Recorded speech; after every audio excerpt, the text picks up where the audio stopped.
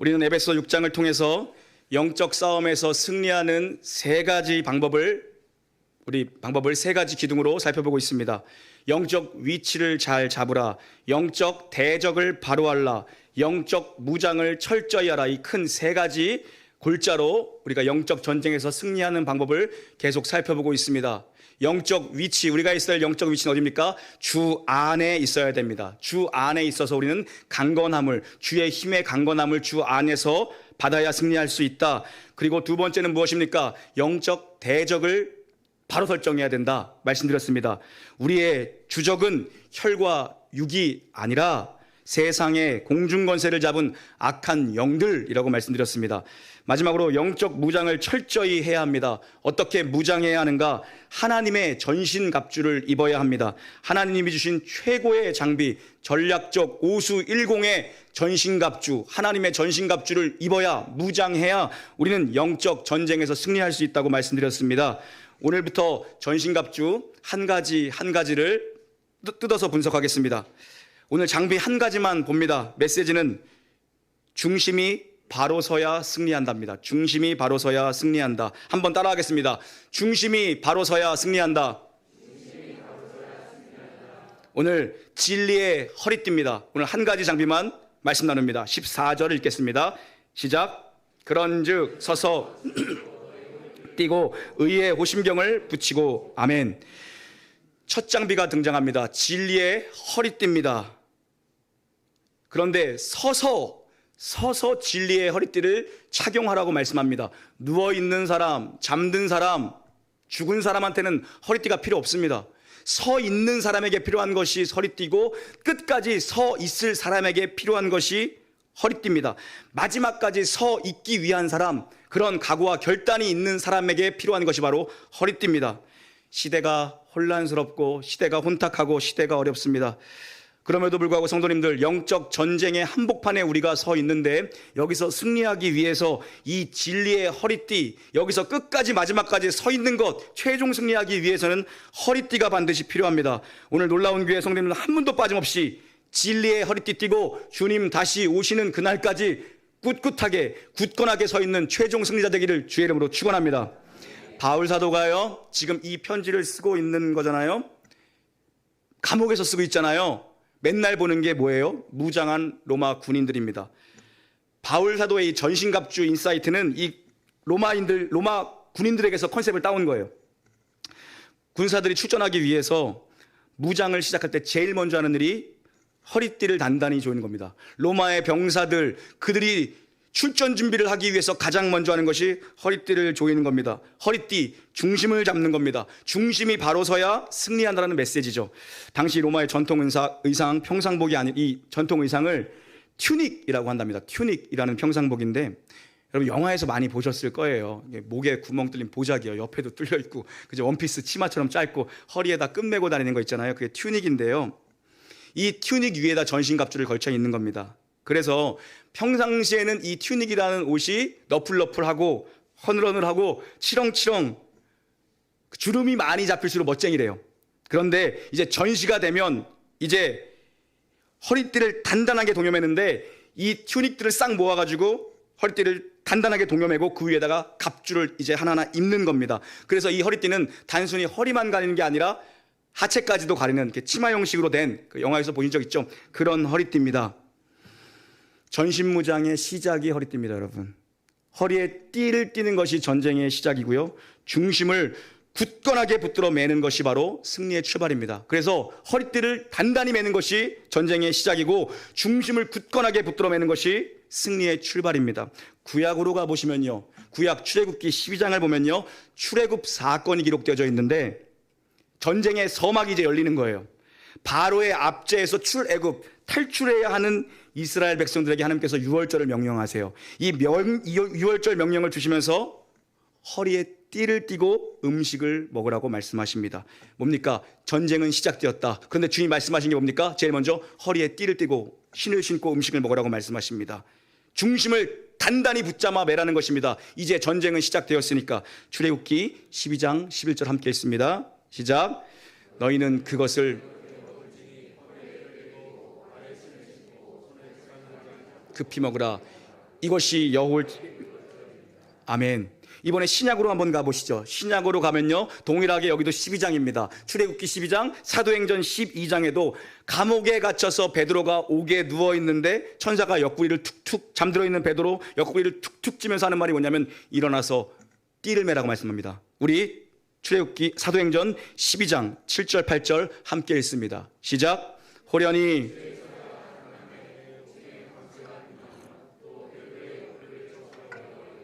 급히 일어나라 하니 쇠사슬이 그 손에서 벗어지더라. 천사가 이르되 띠를 띠고 신을. 베드로가 그대로 하니 천사가 또 이르되 겉옷을 입고 따라오라 한대. 아멘. 여기도 마찬가지입니다. 감옥에서 탈출하는데 허리띠부터 단단히 매라고 말씀하십니다. 여러분, 영적 출발의 시작은 뭡니까? 너풀너풀하는 거, 내 인생의 거치장스러운 것들 다 허리띠로 붙잡아 매는 것, 거기서부터 시작입니다. 저도 마찬가지거든요. 제가 강단에 올라오기 전에 요즘 좀 살 빠진 것 같지 않으세요? 저 살 빠진 것 같지 않으세요? 관심 좀 가져주세요. 이거 결혼식 때 산 옷이거든요. 진짜 오랜만에 오늘 입었어요. 결혼식 때 5년 반 전에 입던 옷 입었는데 못 입었어요. 최근까지 살이 쪄가지고. 다시 맞아. 너무 기쁜 거야. 그래서 입었거든요. 제가 강단에 올라오기 전에 늘 하는 게 뭐냐면 화장실에 들려서 허리띠를 단단히 조여매고 옵니다, 여러분. 평상시보다 항상 한 칸을 더 타이트하게 매고 옵니다. 약간의 긴장감이 유지되는 게 좋은 것 같아요. 너무 긴장하면은 찬양할 때도 삑살이 나고요. 설교도 너무 힘이 들어가면 설교가 안 되거든요. 근데 약간의 긴장감이 좋습니다. 반대로 너무 이게 사람이 풀어져 있으면 방심하다 사고 터집니다. 항상 사고가 터집니다. 그래서 거의 다 되어가는 것 같을 때, 뭔가 이제 끝나가는구나 뭐 이럴 때, 뭔가 잘 풀려가고 있는 것 같을 그럴 때, 그때 긴장을 놓치지 말고 여러분, 긴장감, 영적인 허리띠를 졸라매야 되거든요. 마음의 가드를 내리면 그때 사고가 터지더라고요. 마음의 가드를 내리면. 그래서 성경은 선줄로 생각하는 자는 넘어질까 조심하라고 우리에게 말씀하죠. 다윗 보세요, 여러분. 다윗 마찬가지잖아요. 다윗 광야에서 사울에게 쫓겨다니고 압살롬에게 쫓겨다닐 때, 뭐 젊었을 때나 나이 들었을 때나 쫓겨다닐 때, 광야에 있을 때 다윗이 제일 싱싱했어요. 그래서 여러분, 주옥 같은 시편은요, 우리 새벽에 시편 살펴보잖아요. 주옥 같은 다윗의 시편은 광야에서 다 나왔어요. 쫓겨다닐 때, 동굴에 있을 때, 막 미친 척할 때, 그럴 때 다윗이 정말 영적으로 싱싱할 때, 그때 주옥 같은 시편이 다 쏟아 나왔어요. 근데 언제 무너져요? 허리띠 풀고 낮잠 잘 때, 허리띠 풀고 누워있다가 죄져요. 그래서 누워있는 사람에게는 진리의 허리띠가 필요 없어요. 다 풀어헤치니까.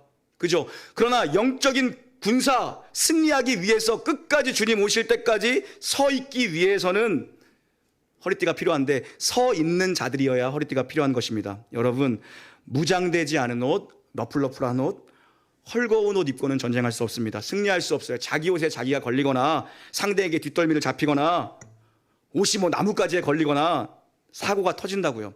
그래서 단단하게 매는 게 중요합니다. 예전에 되게 창피한 얘기인데요. 언제도 한번 얘기한 것 같긴 한데, 제가 7월 달에 군대에 입대했습니다. 7월 달에 군대 입대했는데, 왜 7월 달에 입대했냐면 월드컵 다 보고 가려고 6월 말일까지 월드컵 다 보고 가려고 2002년도 입대했거든요. 그래가지고 월드컵 다 보고 가려고 7월 1일인가 2일인가 7월 1일이었던 것 같아요. 7월 1일 날 그때 카퍼를 헤드하는 거 그거 못 보고 갔거든요. 엄청 아쉬워하면서 들어갔어. 근데 내가 그 잔머리를 굴린 게 역시나 잔머리를 굴리면 안 돼. 7월 달에 군대를 가면 유격훈련을 3번 받더라고요. 그렇게 돼 있어요. 구조가 여름에 들어간 사람들은. 그래가지고 신병교육대 끝나자마자 자대 간 지 3일 만에 아무것도 모르는데 유격을 간다고 뭐 해가지고 뭔지도 모르고 그냥 따라갔어요. 짐 챙기라고 챙겨갔는데, 오자마자 뭐 신참이니까 뭐 이렇게 FM대로 막 다 짐을 쌌어요. 남들은 약간 좀 이렇게 막 짐 싼 척하고 막 채우고 막 다른 걸로 채우고 그러는데 FM대로 다 싸고 그걸 쫓아갔어요. 근데 이제 행군을 하는데 이제 목적지가 거의 다 온 것 같아. 그죠? 느낌적으로 알잖아요. 온 것 같아. 유격장이 이제 마지막 도착지야. 온 것 같아. 근데 배가 살살 아프기 시작한 거예요. 배가 긴장이 풀려서 그런 건지 배가 살살 아프기 시작한 거예요. 그래서 제가 뭔 짓을 했냐면 그 탄띠 맞아. 탄띠라고 하거든요. 이렇게 허리띠를 하나를 풀었어요. 약간 헐겁게. 배가 아픈 거야. 거의 다 가는지 보이는 것 같아.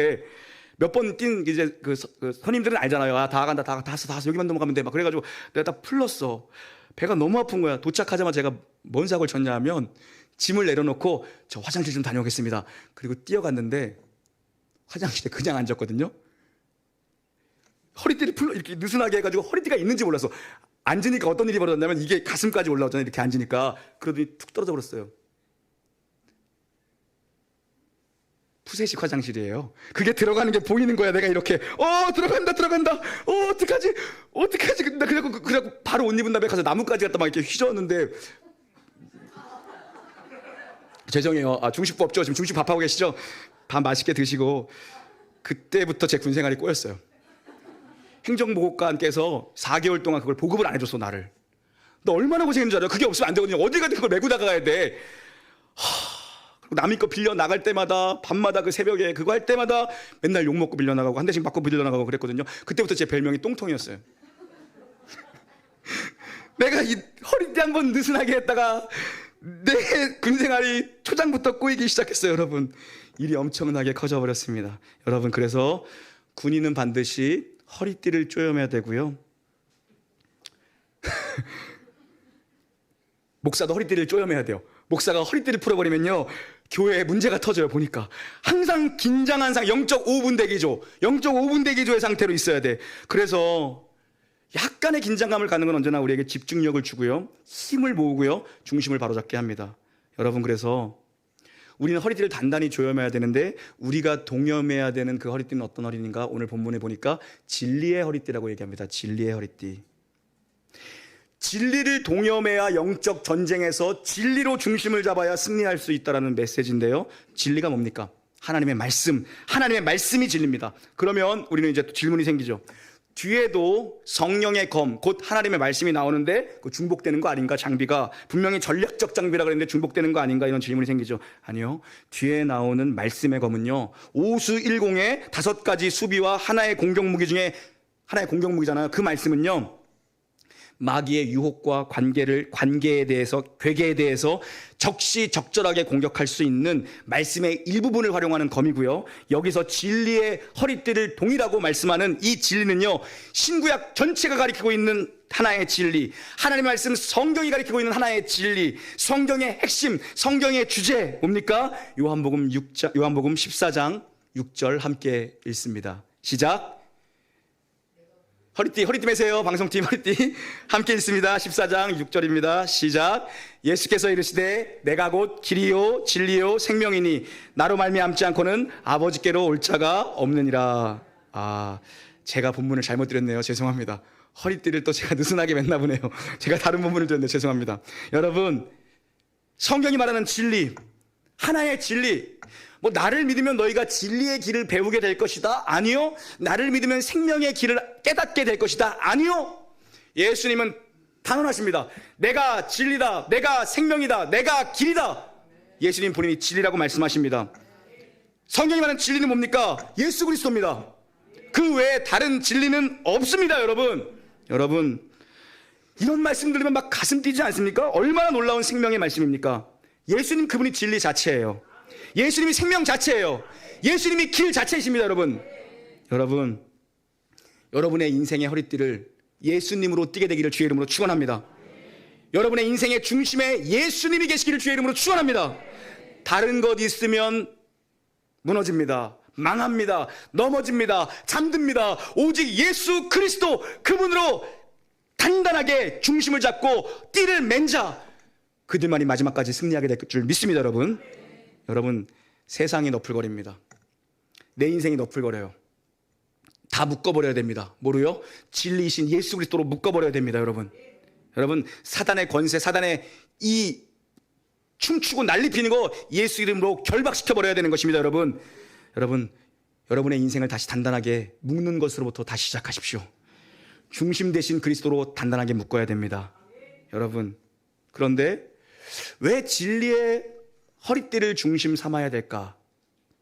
왜 진리의 허리띠가 가장 먼저 등장하는 것일까? 우리가 상대해야 할 대적이 바로 진리와 반대에 있는 무슨 영입니까? 거짓의 영, 거짓의 아비, 거짓의 앞잡이가 바로 사단이기 때문에 진리의 문제가 가장 먼저, 진리의 허리띠가 가장 먼저 등장하는 것입니다. 여러분, 요한복음 8장 44절 한번 읽어보겠습니다. 시작.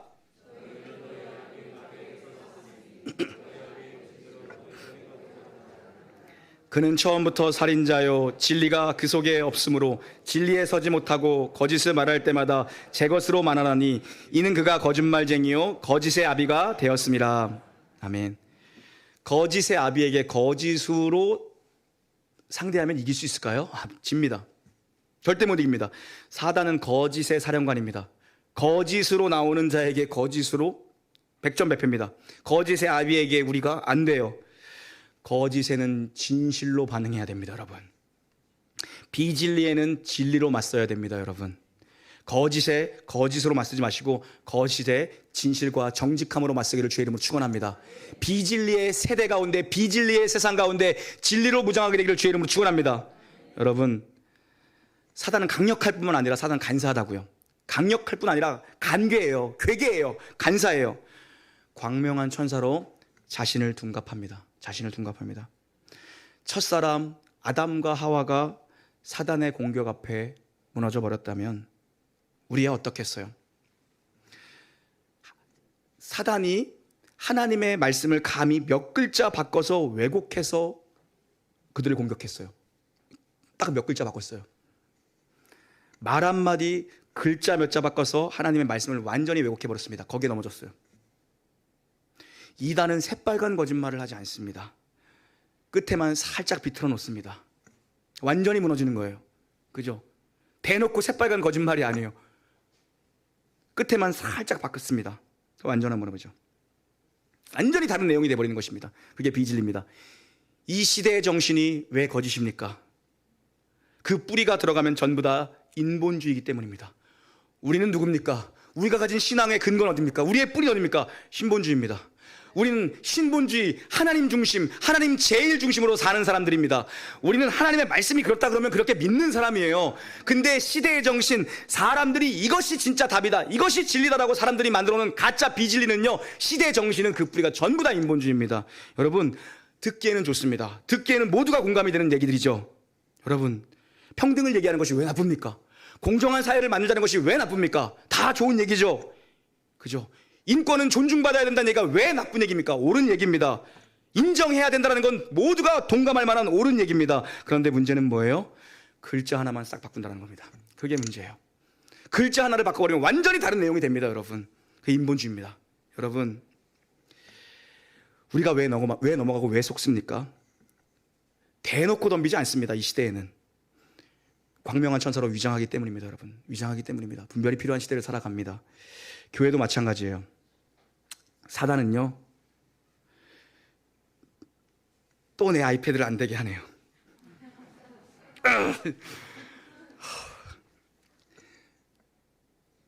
사단 얘기만 하면 사단이 싫어하나 봐. 안 되네. 아이패드에서 지난주에 어느 분이 사줬어요. 근데 그거 나 신형이라 어떻게 쓰는지 몰라서 지난주 갖고 왔는데 어떻게 쓰는지 몰라. 그거 세팅하느냐고 걸려가지고. 그것도 만약에 새 건데 가져올랐는데 이러면 진짜 사단의 일이야, 이건. 여러분요, 교회도 마찬가지죠. 저 같은 목사들이 비본질적인 것에 계속 마음을 쏟도록 사단은 저를 계속 유혹하고 공격해요. 신본주의가 아니라 인본주의 설교를 하도록 끊임없이 유혹합니다. 그러다 보면 강단에서 복음의 물타기가 시작돼요. 목사님 중에 대놓고 이상한 사람 얘기한 사람은 없어요. 그죠? 그런데 제임스 패커 목사님 말씀했습니다. 절반의 진리를 얘기하는 것은 비진리다, 이렇게 얘기했어요. 절반의 진리를 얘기하는 것은 비진리다. 그러니까 100% 진리를 얘기해야 그게 진리인 거지, 90% 비진리를 얘기하고 진리를 얘기하고 10% 비진리를 얘기하면 그거 비진리라는 거예요. 여러분, 사단은 계속해서 이 시대의 강단을 유혹하고 미혹합니다. 복음과 경영학을 물타기 하도록, 복음과 심리학을 물타기 하도록, 복음과 상담학을 물타기 하도록, 복음과 사람들이 좋아하는 것을 물타기 하도록. 그래서 사람들의 지지를 받고 시대 트렌드를 따라가고 사람들이 필요하고 사람들이 원하는 말을 하도록 계속해서 유혹합니다. 여러분, 그런데요, 절반의 진리만 얘기하는 것은 그건 비진리라고 얘기했습니다.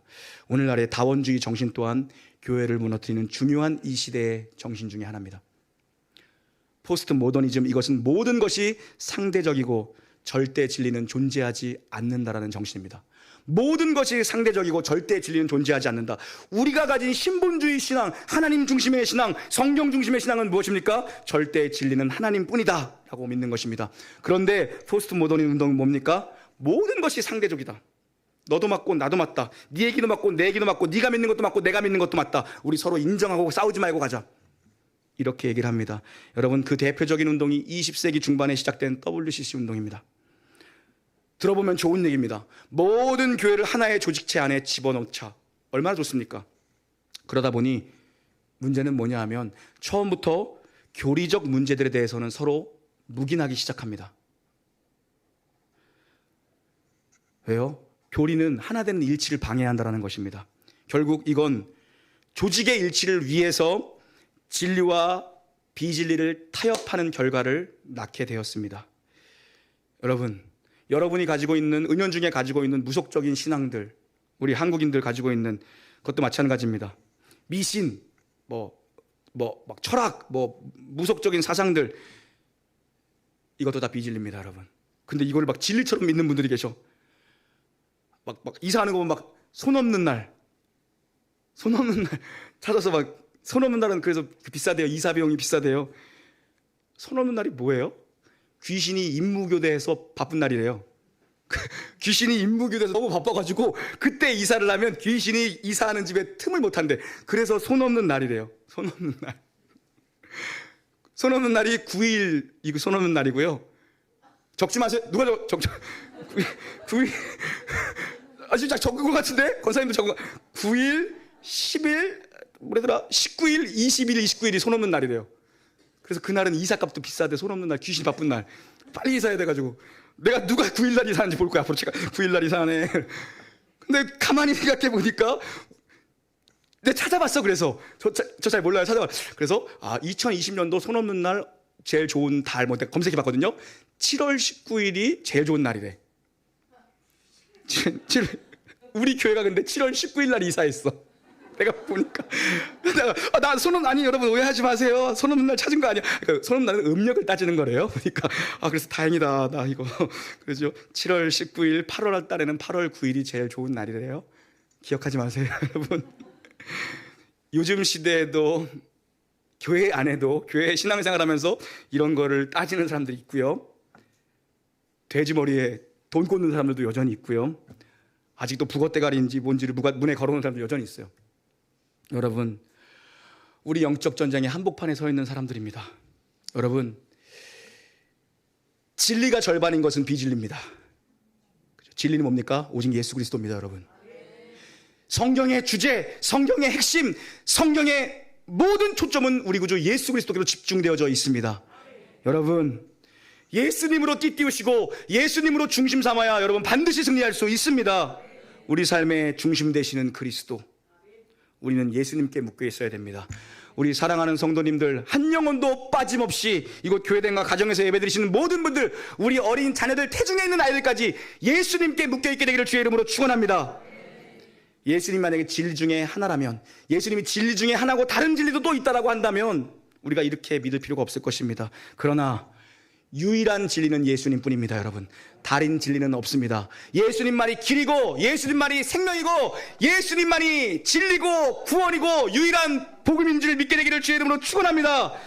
저와 여러분이 다른 것 신뢰해 보십시오. 다른 것 믿어 보십시오. 다 망할 것입니다.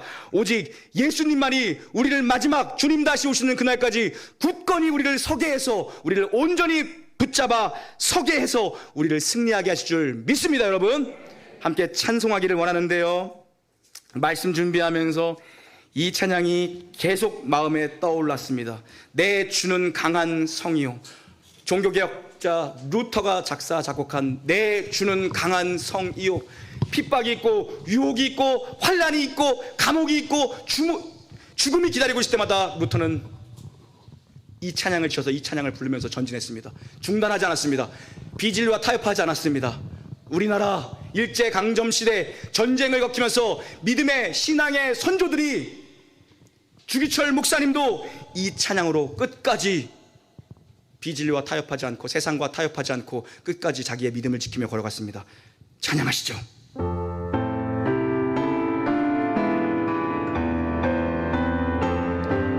박수 치면서 찬양합니다. 내 주는 강한 성이요 방패와 병이 되시니 큰 환난에서 우리를 구하여 내시리로다.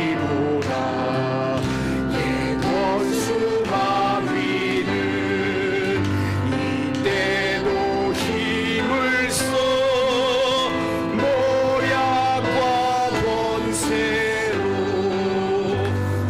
우리를 삼으리.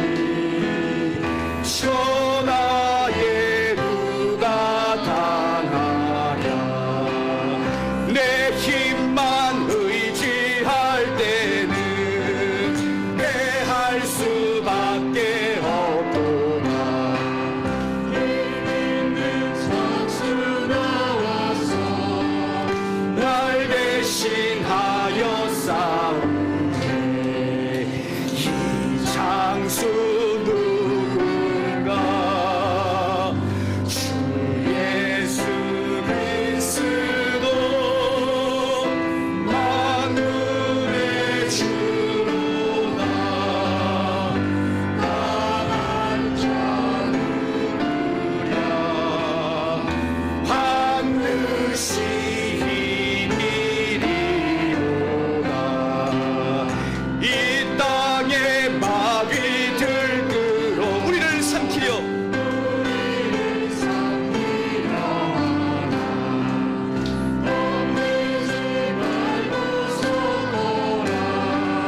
진리로 이기리로다. 친척과 재물과 명예와 생명을 다 빼앗는데도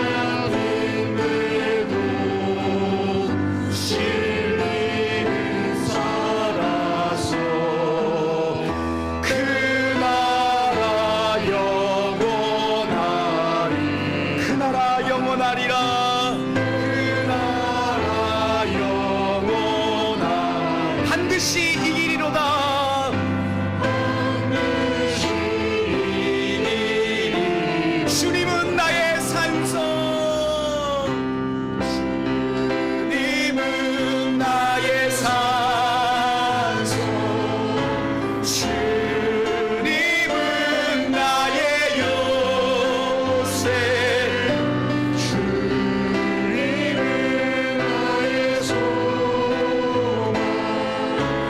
나의 힘이 되신 여. 주님은 나의 산성. 주님은 나의 산성. 주님은 나의 요새. 주님은 나의 소망. 나의 힘이 되신 여호와. 아무것도 두려워 말라. 아무것도 두려워 말라. 주 나의 하나님이 지켜주시네. 놀라지 마라. 놀라지 마라. 겁내지 마라. 주님 나를 지켜주시네. 내 마음이 힘에 겨워. 내 마음이 힘에 겨워 지칠지라도 주님 나를 지켜주시네. 세상의 험한 풍파, 세상의 험한 풍파 몰아칠 때도 주님 나를 지켜주시네. 주님은 나의 산성. 주님은 나의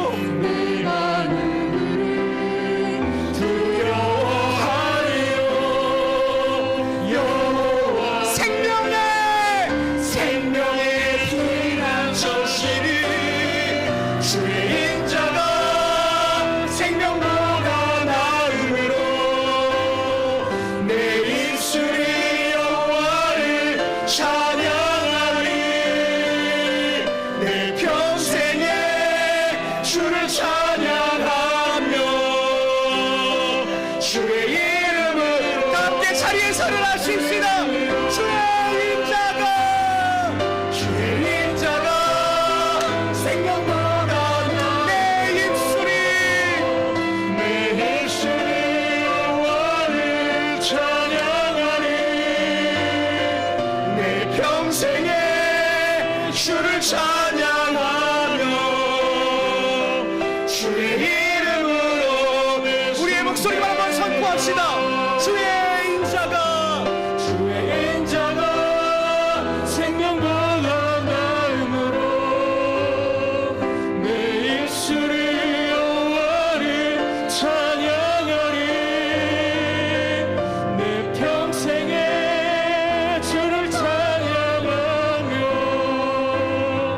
주의 이름으로 내 손 들어. 사랑하는 성도님들, 우리 함께 통성으로 기도했으면 좋겠어요. 내 인생을 예수님으로 띠띠우길 원합니다. 하나님, 우리 식구들 예수님으로 단단하게 띠띠우길 원합니다.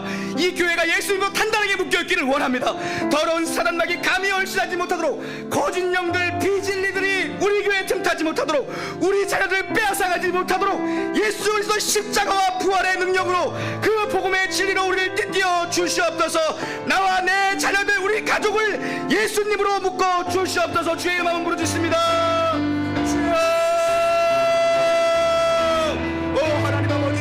저희들이 주 앞에 간절히 부르는 것은 다른 것 아니요, 우리의 인생이 예수님으로 묶여있기를 원합니다. 하나님, 비진리의 시대, 온갖 인본주의의 시대, 온갖 우리의 믿음을 흔들어놓은 대적들의 공격으로부터 흔들리지 않는 복음, 흔들리지 않는 하나의 진리, 내 주 예수 그리스도 길이요 생명이요 진리 되시는 내 주 예수 그리스도 그 생명으로 내가 묶여있기를 원합니다. 그 어떤 대적이 나를 공격해온다 할지라도 겁내지 않고 두려워하지 않고 진리의 허리띠를 띠고 우리를 삼키려는 대적과 당당히 서서 승리한 우리 성도를 될 수 있도록 아버지 역사하여 주시옵소서. 이 땅의 마귀들이 끌어오를 때 우리를 삼키려 하지만 겁내지 않고 흔들리지 않고 진리로 예수님으로 맞서 싸워 능히 이기는 우리 놀라운 교회 온 성도가 될 수 있도록 아버지 붙들어 주시옵소서.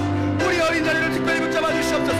세상의 가치관, 세상의 유혹거리들, 세상의 생각들이 우리 아이들의 가치관을 다 빼앗아가지 않고 오직 내 주 예수 그리스도와 그분의 말씀으로만 우리 아이들이 믿음 위에 굳건히 설 수 있도록 아버지 역사하시고 참 진리이신 하나님으로 묶여있는 우리 아이들 되게 하여 주시옵소서.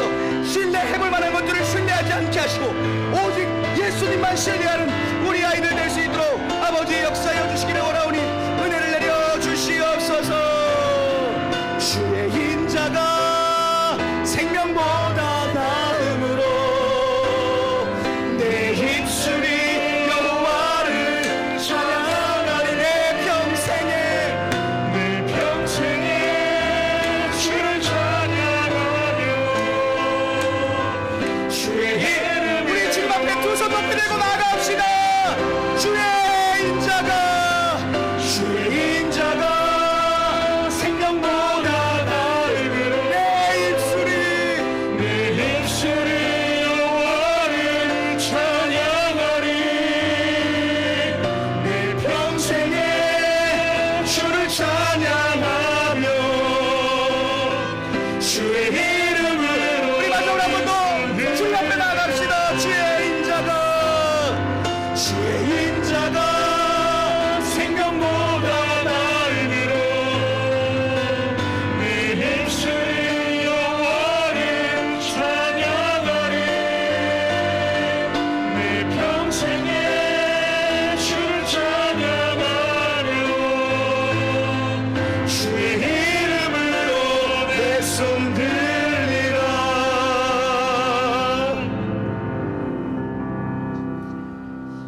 주 예수 그리스도의 은혜와 하나님의 사랑과 성령의 교통하심이 하나님 주신 최고의 무기 전신갑주 진리의 허리띠를 단단히 동여매고 예수님으로 무장하여 승리하기를 소망하며 결단하는 놀라운 교회 모든 영가족 무리와 이제로부터 영원히 함께 있을지어다.